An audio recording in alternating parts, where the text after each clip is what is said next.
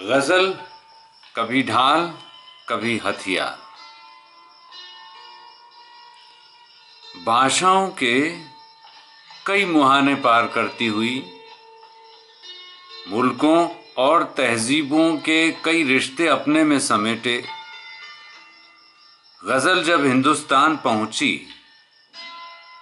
तब उसका तहे दिल से इस्तकबाल किया गया। फारसी के रौदकी ने जिस गजल को बचपन का लाड़ दुलार दिया, अरबी दरबारों में जिसे पाला पोसा गया, वह गजल कसीदाकारी सीखती हुई उर्दू के ठिकाने पर आती आती जवान हो गई। जवान और खूबसूरती से लबरेज गजल को जब मुस्लिम बादशाहों ने गले से लगाया तो उसे अपने दरबार की जीनत बना लिया। गजल उस दौर में साकी मय पैमाने मैखाने हुस्न इश्क के अफसानों में सिमट कर रह गई। वह केवल दिल बहलाव और अय्याशी का साधन बन गई। संगीत की महफिलों में मीठे कंठों वाली कोयलों ने बादशाहों के मनोरंजनों के लिए इसका भरपूर उपयोग किया। गायकी से जुड़कर गजल का हुस्न दुबाला हो गया। महफिलें वाहवाही से झूम उठी, परंतु आम आदमी का गजल से कोई सरोकार नहीं था, ना ही आम आदमी इसमें से झांकता नजर आता था।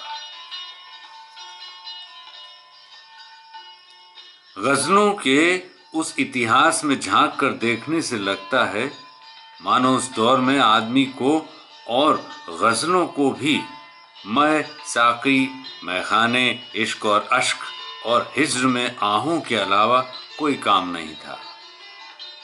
गजलें महबूब की जुल्फों के पेचो खम गिनने, उनके लबों को गुलाब कहने, माशूक की पतली कमर के इर्द गिर्द रहने, कहीं कहीं इतनी अतिशयोक्ति की खुदा जाने नाड़ा कहाँ बांधे। नुमाइंदा बयान गजल के मकसद की भी मिसाल है। ऐसा नहीं कि उम्दा शेर ना हो, बहुत खूबसूरत अंदाज में गजलों ने पर्शियन स्पर्श से शायरी की बुलंदियों को छुआ, किंतु जन जीवन से दूर उसकी सार्थकता मात्र दिल बहलाव ही बनी रही। जैसे ही नवाबों, बादशाहों और दरबारों का दौर खत्म हुआ, उनके याशी और आडंबर की दास्तानें महलों, हवेलियों, हरमों और दरबारों के साथ ही खत्म हो गई। गजल भी इस शौक परस्ती का दामन छोड़कर अपना मकसद तलाशने लगी। शायरी का चरमोत्कर्ष प्राप्त करने के बाद भी वह खोखली और बेमानी लगने लगी। ऐसा लगता था हर शायर जूठन पर अपनी शायरी का वजूद खड़ा कर रहा है। जल्द ही गजल अपने दरबारी अंदाज में घुटन महसूस करने लगी। देखते ही देखते उसने दरबारी बंधनों से बाहर निकलकर जनजीवन से जुड़ना शुरू कर दिया। शायरों ने पुराने मुद्दों को छोड़कर गजल के नए आयाम तलाशने शुरू कर दिए। इसी दौर में गजल की आम आदमी से मुलाकात हुई। उसने उसके एहसासों को अपने में समेटते हुए शायरों की कलम चूमी। इसी दौर में गजल वर्ग संघर्ष, बुर्जुआपंथी, स्वार्थ लिप्सा, सत्तावाद का विरोध, अन्याय व अत्याचार का प्रतिकार करने लगी। आम आदमी की जुबान में समाज की उस विसंगति की ओर इशारा करने लगी जो पानी को गंदा करने की प्रक्रिया में रत हो। कुल मिलाकर गजल आम आदमी के लिए हथियार और ढाल बनकर उभरने लगी। गजल के यही तेवर एक ऐसे युग का सूत्रपात करते हैं जो गजल के दौर में नई वैचारिक क्रांति के सूत्रधार बने।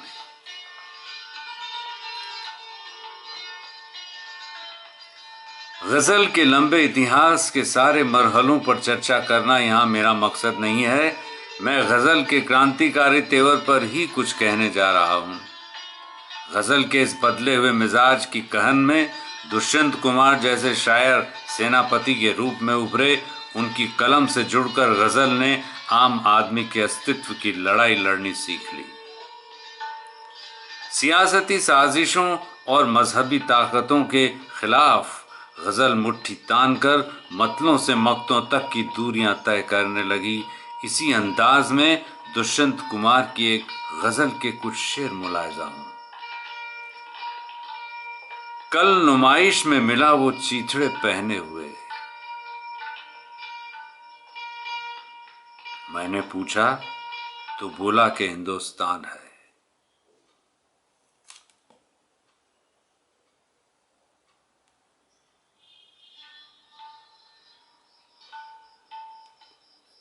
मुझ में रहते हैं करोड़ों लोग, चुप कैसे रहूं। हर गजल अब सल्तनत के नाम एक बयान है। न हो कमीज तो पांव से पेट ढक लेते हैं, न हो कमीज तो पांव से पेट ढक लेंगे। ये लोग कितने मुनासिब हैं इस सफर के लिए।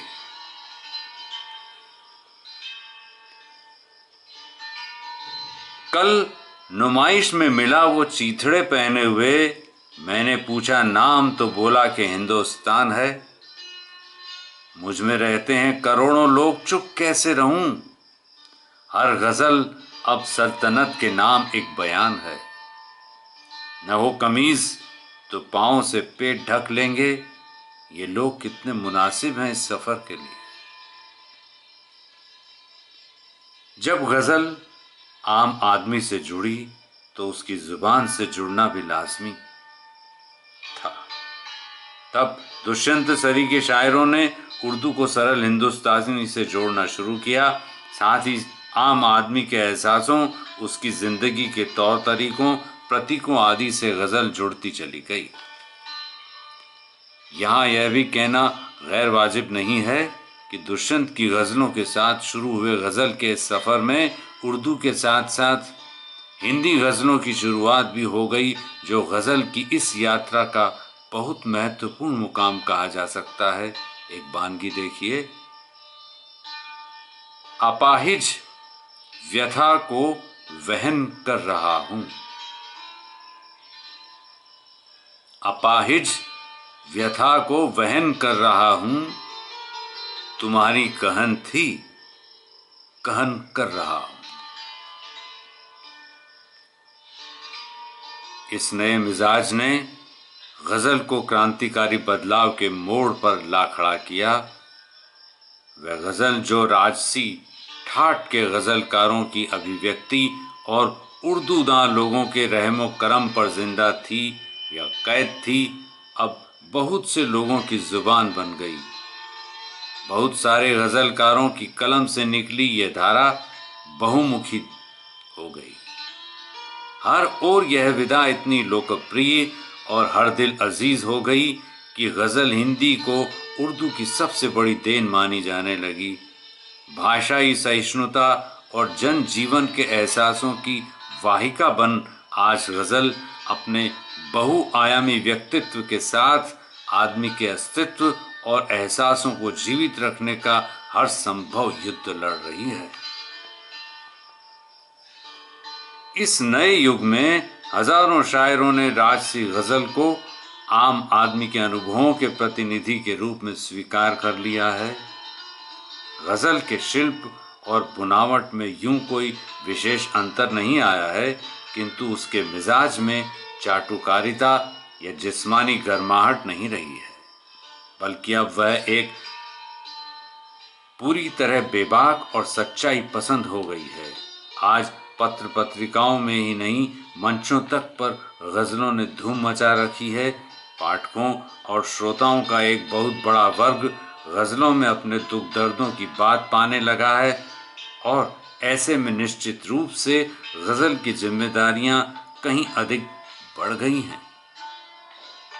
आज जबकि इंसानियत के विरुद्ध हर तरफ मोर्चेबंदी की जा रही है, सोची समझी चालों के तहत आदमी की जिंदगी को द्रौपदी बनाकर वस्त्रहीन किया जा रहा है, शब्दों की अस्मिता पर चहुमुखी हमले किए जा रहे हैं, तब गजल पर हमले न हो यह संभव नहीं लगता। यह भी संभव नहीं लगता कि गजल को अपनी जबान मानने वाले लोग स्वयं माहौल के इस संकट से त्रस्त न हों। सच तो यह है कि जितना आम आदमी खतरे में है, गजल खुद भी उतनी ही खतरे में है। अब गजल को गजल बनाए रखने का खतरा भी सिर उठाने लगा है।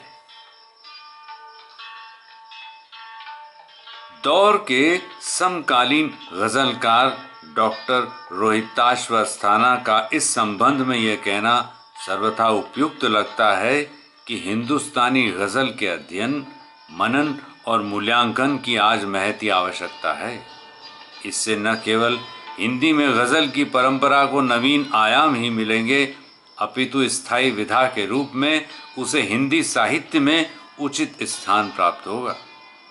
यहाँ यह कहना गैर वाजिब नहीं होगा कि हिंदी ही जब इतनी सहिष्णु हो गई है कि उसमें अन्य भाषाओं के शब्द सम्मिलित होते जा रहे हैं, तब हिंदी गजल को हिंदुस्तानी गजल के रूप में स्वीकार करना उचित होगा। जहाँ तक गजल की लोकप्रियता का प्रश्न है, वह भी केवल उसके हिंदुस्तानी होने के कारण ही है। क्लिष्ट हिंदी शब्दों पर खड़ी गजल किसी गजलकार को व्यक्तिगत संतुष्टि चाहे प्रदान कर दे, परंतु वह जन साधारण के संतोष का विषय नहीं हो सकती। हिंदुस्तानी गजल के विभिन्न पड़ावों पर यदि गौर किया जाए तो यह बात सामने आती है कि पूर्व भारतेंदु युग में अमीर खुसरो, कबीर दास, प्यारेलाल शौकी, गिरधर दास आदि ने गजल को अपनी उंगली थमाकर आगे बढ़ाया। वहीं भारतेंदु युग के कवियों ने स्वयं भारतेंदु हरिश्चंद्र, पंडित प्रताप नारायण मिश्र, बद्री नारायण चौधरी, प्रेमधन एवं इनके अनुगामियों ने भाषाई उदारता बरतते हुए गजल को गति प्रदान की। द्विवेदी युग के कवियों को यदि टटोला जाए तो श्रीधर पाठक, हरिओम, नाथराम, शंकर शर्मा के अतिरिक्त भगवान दीन पाठक, नारायण प्रसाद बेताब तथा स्नेही मंडल के कवियों में हितैषी जी ने गजल को समृद्ध बनाने में कोई कसर नहीं छोड़ी। इसके बाद छायावादी कवियों में निराला जी, जयशंकर प्रसाद, माखनलाल चतुर्वेदी तथा छायावादोत्तर काल में रामेश्वर शुक्ल अंचल, नरेंद्र शर्मा, हरिकृष्ण प्रेमी, जानकी वल्लभ शास्त्री, बलबीर सिंह रंग व राम स्वरूप सिंदूर ने हिंदुस्तानी गजल को अपने तेवरों से ताकतवर बनाया। साहित्य में जब प्रयोगवादी साहित्यकारों ने सिर ऊंचा किया तो गजल शमशेर बहादुर सिंह के हाथ लगी, जिन्होंने उर्दू गजल के साथ हिंदुस्तानी गजल को पाला पोसा। इनके अतिरिक्त गिरजा कुमार माथुर, तिलोचन शास्त्री, सर्वेश्वर दयाल सक्सेना ने भी इसी अंदाज में गजलों को अपना स्नेह दिया। समकालीन गजल पर यदि चर्चा छेड़ी जाए तो दुष्यंत के बाद आज के साहित्यकारों ने भी पूरी मुस्तैदी से गजल के परचम को संभाल रखा है। दुष्यंत की शैली, तेवर और उसके वंशानुगत अंदाज को बरकरार रखते हुए देश में बराबर गजलें लिखी व पढ़ी जा रही है। डॉक्टर बशीर बद्र, निदा फाजली, बेकल उत्साही, सूर्य भानुगुप्त, चंद्रसेन विराट, शेरजंग गर्ग, बलबीर सिंह रंग, कुंवर बेचैन, डॉक्टर लक्ष्मी शंकर वाजपेयी, जहीर कुरैशी, डॉक्टर लक्ष्मी शंकर निशंक, सुनील मिश्र, गोविंद व्यास, ओंकार गुलशन, प्रोफेसर वसीम बरेलवी, डॉक्टर उन्मिलेश, केदारनाथ गोयल, शिव ओम अंबर, माधव कौशिक, रोहिताश्व अस्थाना, हनुमंत नायडू, डॉक्टर नरेश, रमेश राज, अजय प्रसून, विनोद तिवारी, मोहन सोनी, ज्ञान प्रकाश विवेक, देवेंद्र गौतम, राम कुमार कृषक, डॉक्टर नरेंद्र वशिष्ठ, विट्ठल भाई पटेल, संजय मासूम, हस्तीमल हस्ती, श्याम बेबस, विजय कुमार सिंघल, कमलेश भट्ट कमल, दिनेश शुक्ल, अमरनाथ श्रीवास्तव, राजेश रेड्डी, एहतराम इस्लाम, विभांशु दिव्याल, यश मालवीय, कृष्णचंद चौबे, कैलाश सेंगर, वर्षा सिंह, रमा सिंह, प्रियदर्शी ठाकुर खयाल, प्रोफेसर नंदलाल पाठक, प्रमोद रामावत प्रमोद, हरजीत सिंह, बशीर अहमद मयूख, प्रताप सोमवंशी, डॉक्टर अजरा नूर, छंदराज, अशोक अंजुम, अनिरुद्ध सिन्हा, मधुर नज़मी, कुमार शिव, अतुल कनक, महेंद्र नेह, गोपाल गर्ग, कुंदन सिंह सजल, कृष्ण कल्पित, कुमार शिव, डॉक्टर आदर्श मदान, श्री राम सिंह शलभ, दिनेश सिंदल सहित बड़ी संख्या में लोग गज़ल को आम आदमी के एहसासों की ढाल व हथियार बना रहे हैं। साहित्य और राजनीति का रिश्ता पिछले कुछ दशकों में न चाहते हुए भी ज्यादा ही गहरा हो गया है। साहित्य को समकालीन समाज का यदि दर्पण मान लिया जाए तो समाज की विकृतियों और विसंगतियों को साहित्य रेखांकित किए बिना रह भी नहीं सकता। यही कारण है कि गजल का कथ्य भी राजनीति से अनछुआ नहीं रहा है। राजनीति में भ्रष्टाचार का बोलबाला है, समाज अराजकता की गोद में खेलता हुआ सा लगने लगा है। राजनेताओं का दोगलापन हो, संविधान की दुर्गति हो या हो अनुशासन की बेकदरी, गजल जो देखती है वह बोलती है।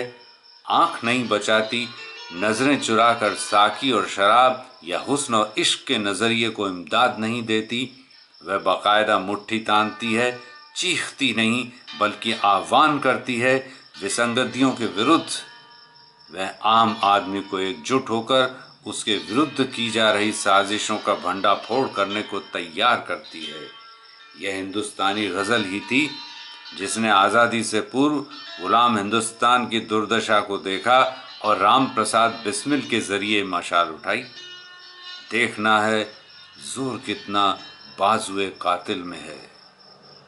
जैसे उम्दा शेर कहे, राष्ट्र कवि मैथिली शरण गुप्त की गजल का इस बाबत शेर देखिए। इस देश को हे दीन बंधु आप फिर अपनाइए, भगवान भारतवर्ष को फिर पुण्य भूमि बनाइए। इसी सिलसिले में गया प्रसाद स्नेही का नाम भी लिया जा सकता है, जिन्होंने त्रिशूल उपनाम से गजलें लिखीं। अंत में इतना ही कहना पर्याप्त होगा कि वह गज़ल जो एक रक्कासा या माशूका की तरह दरबारों में महफिलों की जीनत थी और अय्याशी या मनोरंजन का माध्यम बनी हुई थी, अपनी नज़ाकत और नफासत के कारण कांच की गुड़िया सी सजावट के समान की तरह दीवानों व मुशायरों में पूरी सज धज के साथ रहती थी। अब सर्वहारा वर्ग की जुबान बन गई है। अव्यवस्थाओं पर चोट करने के लिए आम आदमी का हथियार बन गई है। सत्ता परस्तों, सियासतदानों, खून चूसने वाले भेड़ियों के खिलाफ सक्रिय होती हुई ढाल का भी काम करती है और अपनी साफ गोई बोलती हुई जबान से जुड़ने के कारण गतिशील है। जीवन से जुड़ी हुई बुनावट में कसावट होने से आकर्षक है, दिलकश है। सुरेंद्र चतुर्वेदी, गज़ल, कुंदन नगर, अजमेर।